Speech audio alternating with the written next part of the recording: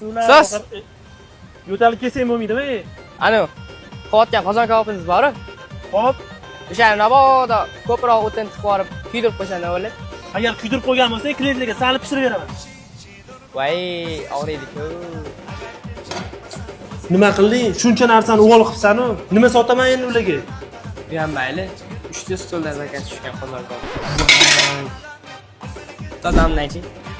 O, shogird, boqsa odam bo'lasan. To'g'risini, nima boshlading yana? Yaxshi bola boshlamadim. Boshqurda pishdi. Hop, Faqat mosh solish esimdan qoldi. Nima qilasiz endi? nima qilamiz? Massava qilib sotamiz endi.